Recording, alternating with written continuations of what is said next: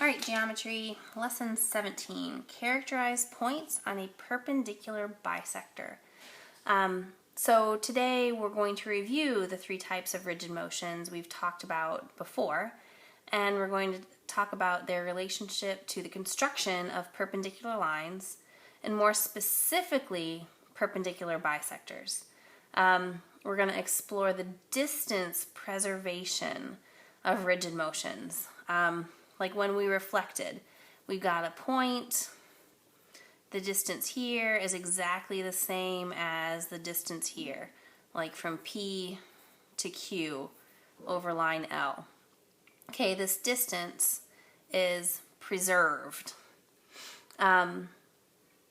So we're going to talk about the distance preservation characteristic of rigid motions, and we're going to see how this preservation applies in each type of transformation. We talked about reflection right here, but it'll be each type.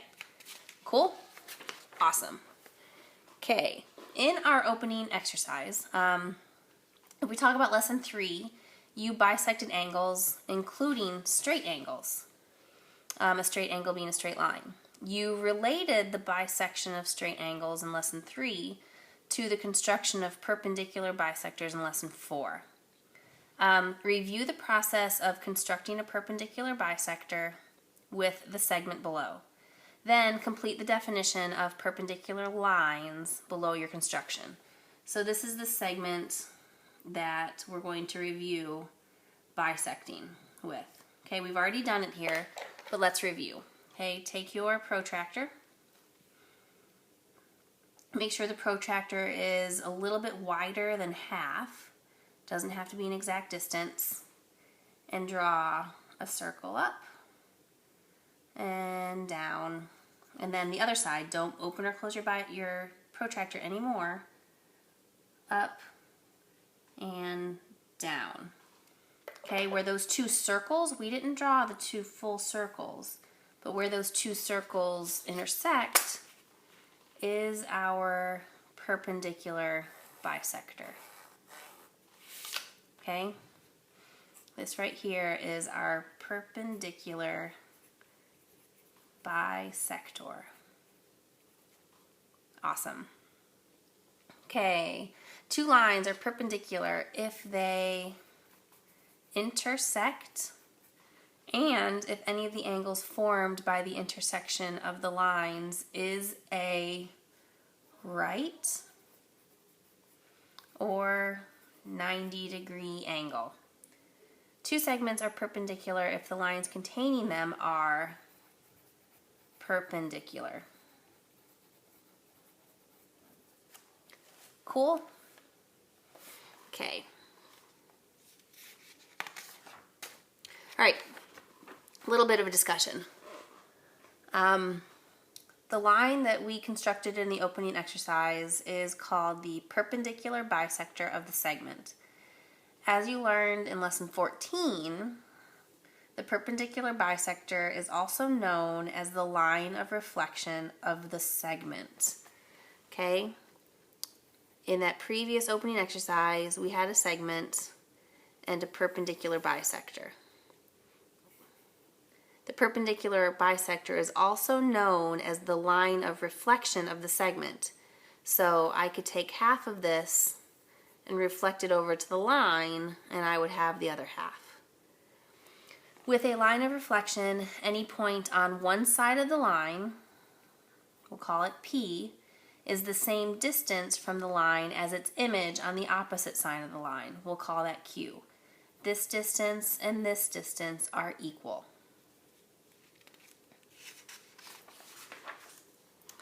Is it possible to find or construct a line of reflection that is not a perpendicular bisector of a segment connecting a point on the preimage to its image? Try to locate a line of reflection between the two figures to the right without constructing any perpendicular bisectors. Okay, I don't know how to not construct a perpendicular bisector. Because it wouldn't be reflecting it. Oh goodness, this is my own protractor from home. I don't know where I got it from. I've had it for ages. I guess I have to be careful. So if we call this point A and this A prime, the only way I can reflect from A to A prime is to go over a perpendicular bisector. You know, if I drew a bisector, I don't know, like this, A would be, about right here. And that's not right. You know, these look to be about the same distance apart, but A to A prime is not. So I don't know how to draw a line of reflection that is not a perpendicular bisector. I guess I just am a little unclear about how to do something the wrong way, since we've already learned how to do it the right way, right? So, I mean, how we learned how to do this, I've got segment A prime. Let's get our protractor more than halfway through.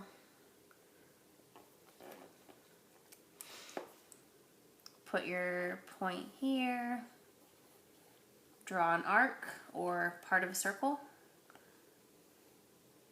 Part of a circle. And we have our line of reflection.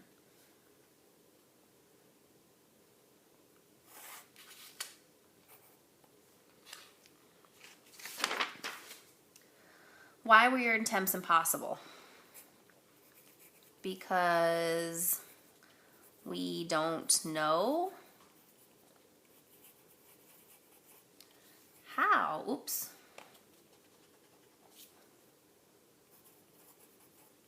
To do it the wrong way.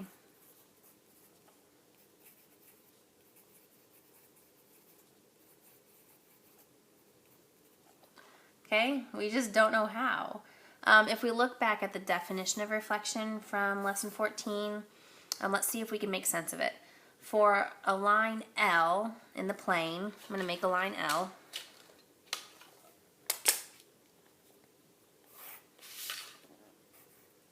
For a line L in the plane, a reflection across L is the transformation, which is R sub 1, of the plane defined as follows. For any point P on the line,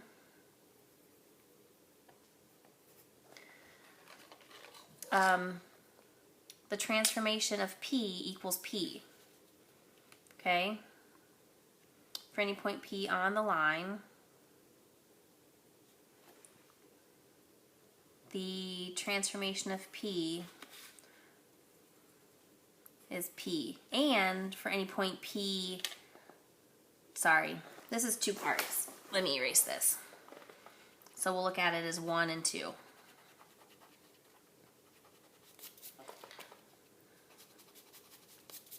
So this is number 1. So if I transformed P, which is on the line, if I transformed it, it's itself. Okay, that's our identity. If we look at 2, I know I just moved the paper. I think it's still on the screen, but this part definitely is. If I do point 2, so this is my line of reflection, for any point P not on the line, the transformation of P, and the transformation we're talking about is a reflection, would be point Q. But I don't have point Q. I need to draw point Q. And if you remember to do that, let's make this smaller. I want to make sure I reflect it correctly.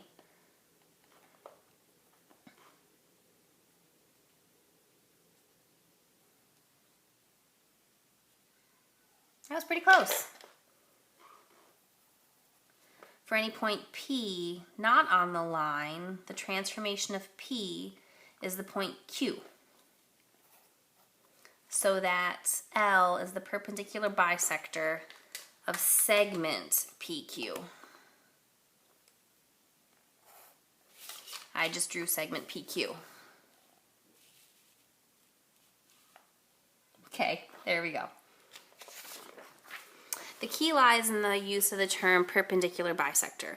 For a point P not on L, explain how to construct the point Q so that L is the perpendicular bisector of segment PQ.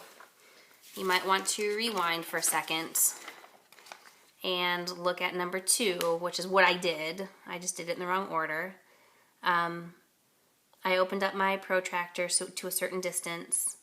I crossed line L in 2 places, and then without moving my protractor, I crossed the opposite side of P in 2 places, and where that intersects is Q. So this distance and this distance are equal, and we're at 90 degrees.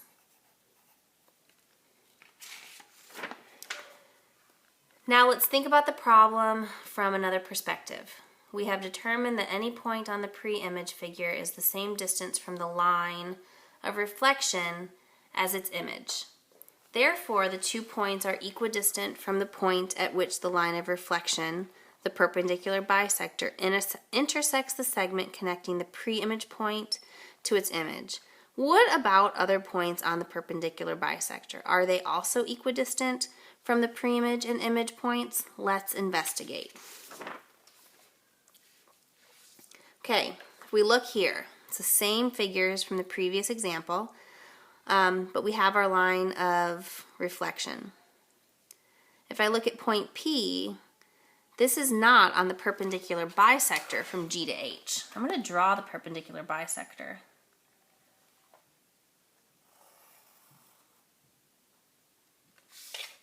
Okay, here's the perpendicular bisector, and if you see point P is not the perpendicular bisector.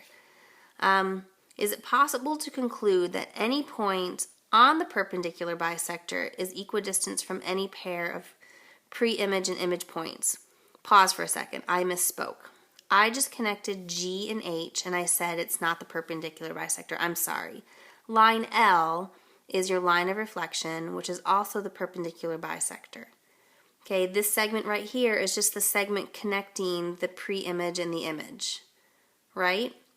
Point P is not on the segment connecting the pre-image and the image. Point P is just another random point on the line of reflection. Okay, let's get back to the example. So for example, is GP equal to HP? There's GP. Is it equal to HP? The point P is clearly not on the segment connecting the pre-image point G to its image H. How can you be certain that GP is equal to HP? If R is the reflection, then RG equals H. And RP equals P. Since R preserves distances, R would just be like a number, like a measurement, like an inch. Since R preserves distances, GP equals HP. Let's look with our compass. These compasses are so awesome that I know if I measure with my compass and I don't turn the dial, it's going to be the same. So right here, I'm putting my point on P. I didn't open it up quite enough, did I?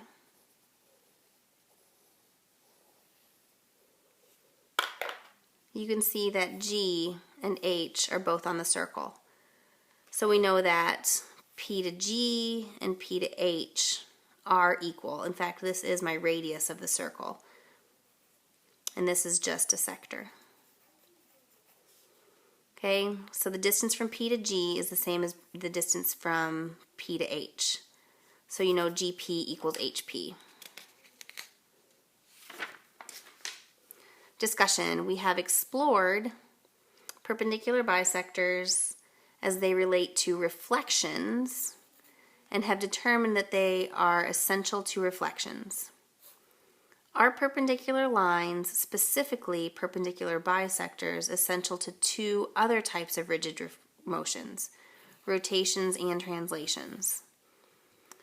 Translations involve constructing parallel lines, which can certainly be done by constructing perpendiculars, but are not essential to constructing parallels. However, perpendicular bisectors play an important role in rotations. So perpendicular bisectors are very important to reflections and rotations.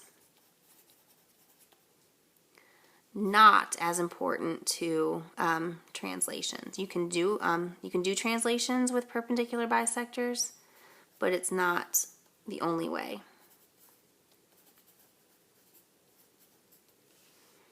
Where was I? In lesson 13, we found that the intersection of perpendicular bisectors of two segments connecting pairs of pre-image to image points determines the center of rotation. And guess what? We have an example doing that. Find the center of rotation for the transformation below. How are perpendicular bisectors a major part of finding the center of rotation? Why are they essential? Okay, if you remember, we need to connect parts of the triangle. Okay, let's label these A, B, C. So we have C prime, A prime, B prime. And there's our dot. So find the center of rotation. Looks like I already did, but let's do it again. We're going to draw a segment from A to A prime. And let's do B to B prime.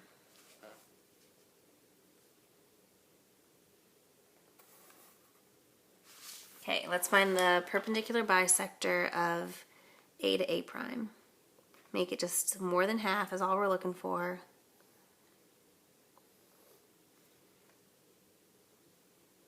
Okay, cross there and there. This is our first perpendicular bisector.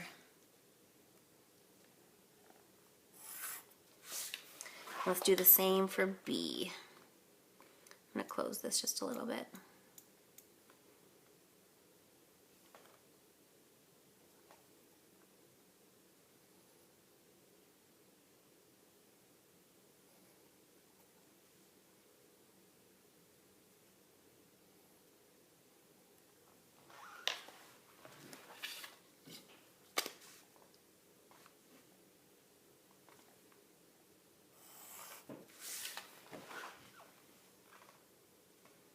Okay, it looks to me that right here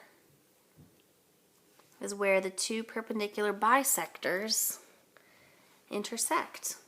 The center of rotation is the intersection of two perpendicular bisectors, each to a segment that joins a pair of corresponding points between the figure and its image. So here was the perpendicular bisector of A and A prime. Here is B and B prime. You could connect C and C prime and do a perpendicular bisector there, and you should get the same point of rotation. Okay, so now we're going to use this and look at the next slide. As you explore this figure, also note another feature of rotations. As with all rigid motions, rotations preserve distance. A transformation is said to be distance preserving or length preserving. If the distance between the images of 2 points is always equal to the distances between the original 2 points, which of the statements below is true of the distances in the figure? Justify your response. So if we just look, I've got AB, is that equal to A prime B prime? Or is A prime equal to B prime? Okay, this statement up here says that this one is true. Okay, this is a distance in the figure. So our triangle is rigid. So when we rotate it, the figure does not change.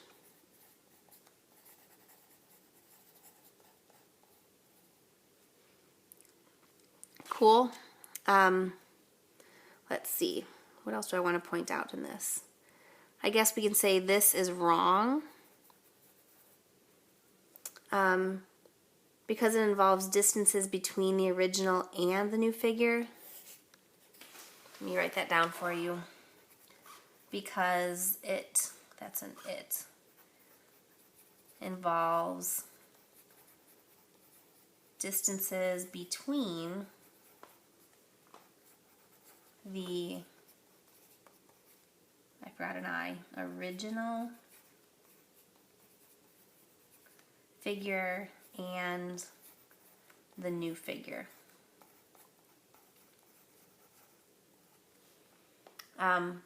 We can't ensure that those are equal. I mean, I could sit and measure it, but there's nothing to say that they're supposed to be equal. The distances between points in the original should be the same as the points in the new figure. So remember the pre-image and the image. The triangles are rigid. The triangles themselves are not going to change. All the angles are going to stay the same. All the lengths of segments are going to stay the same. Okay? All right. Another example. In each pre-image image combination below, A, identify the type of transformation. B, state whether perpendicular bisectors play a role in constructing the transformation, and if so, what role? And C, cite an illustration of the distance-preserving characteristic of the transformation. For example, identify two congruent segments from the pre-image to the image. For the last requirement, you have to label vertices on the pre-image and the image. Okay, there are 4 examples just like this, and then a 5th one that's a little bit different. So you can choose how many you want to go through. It's totally up to you. So let's label. A, I'm just randomly doing this, A, B, C, D. So I've got A up here, A prime, sorry, D prime, C prime, B prime. It looks like our transformation is a rotation.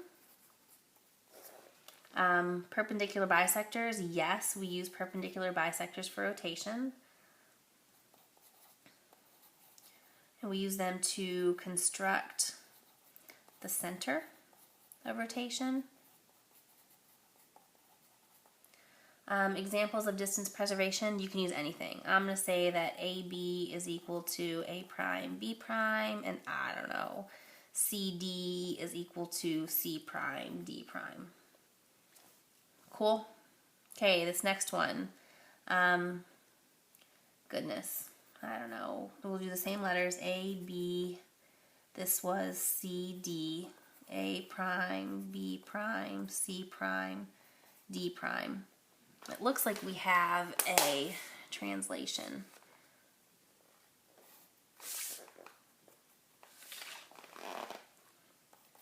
So, translation. Perpendicular bisectors? No. Okay, we didn't do that. We did parallel lines and examples of distance preservation. It doesn't matter what letters you do. You just need to give some examples.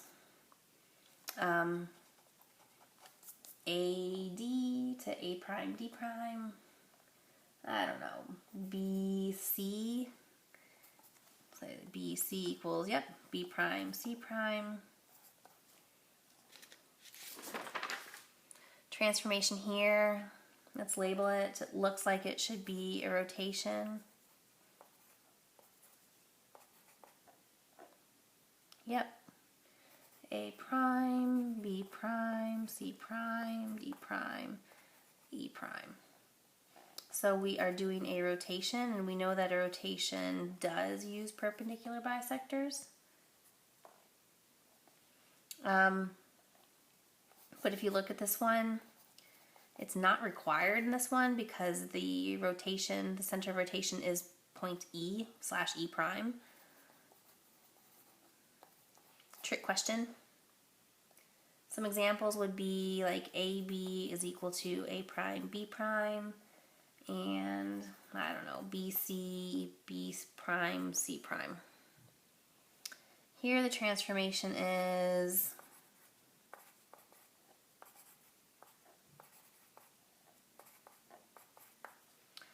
reflection.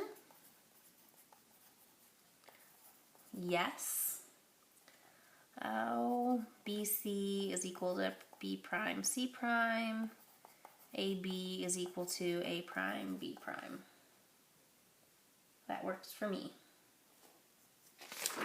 Last example, in the figure to the right, line GH, or it says segment GH, is a segment of reflection. State and justify two conclusions about distances in this figure. At least one of your statements should refer to the perpendicular bisector. Here we have the perpendicular bisector, and I have points I and J on the perpendicular bisector. I could actually draw a segment between like J and, I don't know, B prime and J and B.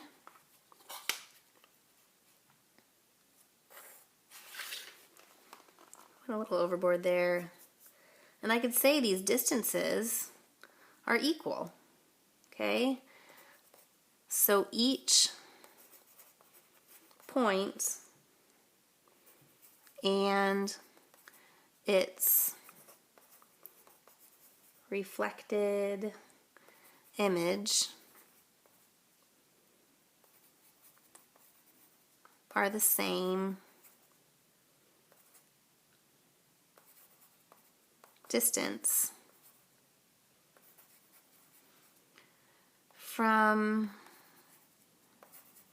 the line of reflection.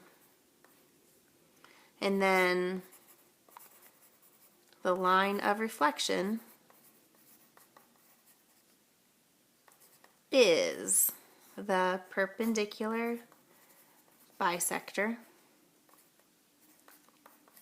of the line connecting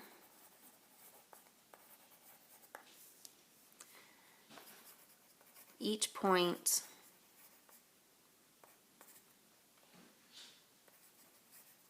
with its reflected image. Okay, so if I went from A to A prime, segment GH is the perpendicular bisector. Same thing here. These are all perpendicular and bisecting. Cool? Let's see. In closing, we're just talking about perpendicular bisectors. Okay, perpendicular bisectors are important to reflections and rotations. The perpendicular bisector is the line of reflection, or the line of symmetry in the reflection. In a rotation, the intersection of the perpendicular bisectors gives us the point of rotation, the center of rotation. So that is it. Good job. We'll see you next time.